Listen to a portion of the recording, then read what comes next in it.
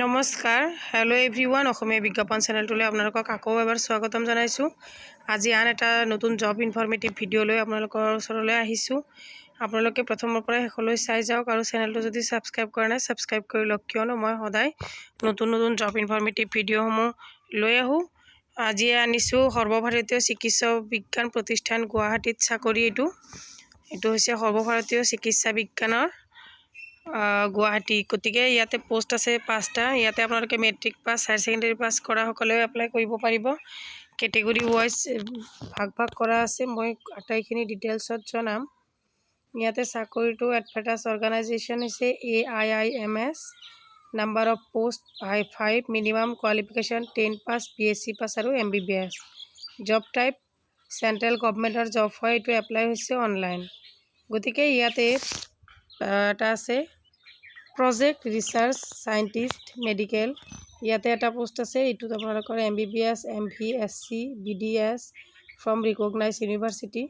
এইটোত 80,000 টকাৰ পৰা দৰমহা ষ্টাৰ্ট। ইয়াতে 35 বছৰলৈ এপ্লাই কৰিব পাৰিব। তাৰপিছত ছিনিয়ৰ ৰিচাৰ্চ ফেল' আয়ুৰ্বেদা। ইয়াতে এটা পোষ্ট আছে BAMS with valid state council recognise. ইয়াতে 50,000 টকালৈ দৰমহা আছে। ইয়াতে বয়স আপোনালোকৰ 35 বছৰলৈ এপ্লাই কৰিব পাৰিব। প্ৰজেক্ট টেকনিকেল ছাপৰ্ট 3rd গ্ৰেডৰ হয়, MSW।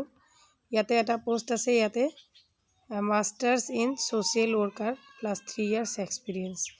ইয়াতে আপোনালোকে কি হ'ব লাগিব, মাষ্টাৰ্ছ কৰা হ'ব লাগিব ছ'চিয়েল ৱৰ্কাৰত।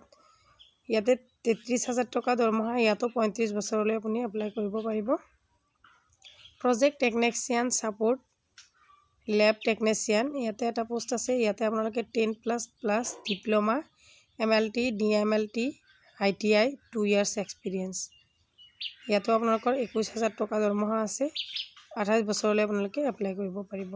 Project nurse grade 3। ইয়াতে এটা পোষ্ট আছে BSc nursing 3 years experience or MHC nursing with valid nursing council recognize ইউনিভাৰ্চিটিৰ পৰা। ইয়াতো আপোনালোকৰ আছে 33,600 টকালৈ দৰমহা। ইয়াতে 35 বছৰ হ'লে আপোনালোকে এপ্লাই কৰিব পাৰিব। গতিকে ইচ্ছুক কেণ্ডিডেটসকলে আপোনাৰ কোৱালিফিকেশ্যনৰ লগত যদি মিলিছে তেতিয়াহ'লে আপুনি এপ্লাই কৰক, নহ'লে আপোনাৰ ফ্ৰেণ্ড চাৰ্কুললৈ ভিডিঅ'টো শ্বেয়াৰ কৰি দিয়ক।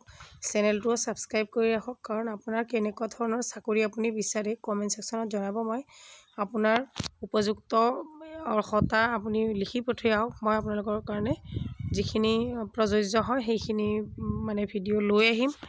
গতিকে আজিৰ ভিডিঅ'টো ইমানতে সামৰিছোঁ। Thank you for ৱাটছ।